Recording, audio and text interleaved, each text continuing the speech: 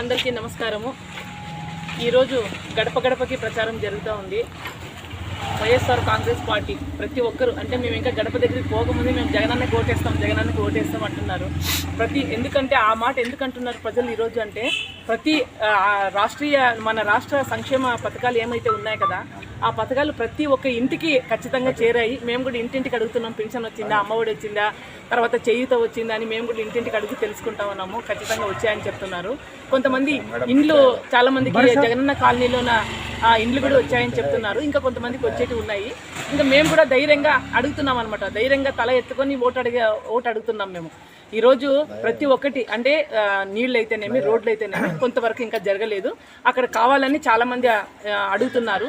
ఇప్పుడు మన జగనన్న మన నవరత్న పథకాలని ఏమైతే చేశారు కదా, ఆ నవరత్న పథకాలు 5 ఏళ్ళలో ఖచ్చితంగా అంటే 100% సక్సెస్ అయ్యారు.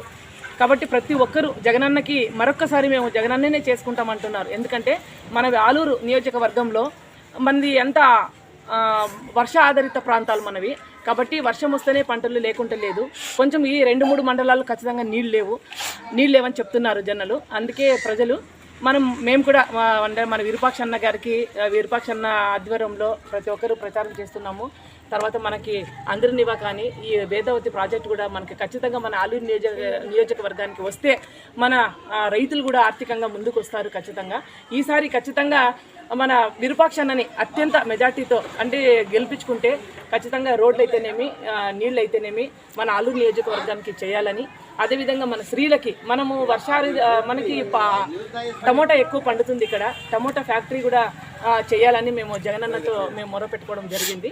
ఖచ్చితంగా జగనన్నతో ఇవన్నీ సమస్యలు కూడా మా ఆలూరు నియోజకవర్గానికి సమస్యలు ఇవన్నీ కూడా జగనన్న గారితో మేము మాట్లాడుకొని ఈసారి మా ఆలూరు నియోజకవర్గానికి ఖచ్చితంగా డెవలప్మెంట్ చేసి తీరుతానని మన విరూపాక్ష అన్న కూడా చెప్తున్నారు. విరూపాక్ష అన్నని ఖచ్చితంగా ఈసారి మా ఆలూరు నియోజకవర్గం ఖచ్చితంగా గెలిపించుకుంటాము. అత్యంత 50-60 వేల మెజార్టీ ఖచ్చితంగా చూపిస్తామని మా కార్యకర్తలు, వైఎస్ఆర్ కార్యకర్తలు ప్రతి ఒక్కరూ అంటే ఉర్రూతలూగుతూ స్వయం ప్రేరితంగా వాళ్ళే ప్రచారం చేస్తున్నారు. దీనికి సాక్ష్యం ఏమంటే మేము వేసిన నామినేషనే మాకు సాక్షి. నామినేషన్కి సుమారు 50-60 వేల మంది మహిళలైతేనేమి, యూతులైతేనేమి, రైతులైతేనేమి ప్రతి ఒక్కరూ స్వయం ప్రేరితంగా వచ్చి ఆ నామినేషన్లో పాల్గొనడం జరిగింది. కాబట్టి మనకి విరూపాక్షన్న గెలవడం తథ్యం, ఇక్కడ టీడీపీ ఓడిపోవడం తథ్యం అని కూడా మేమంతా చెప్తున్నాం. జై జగన్.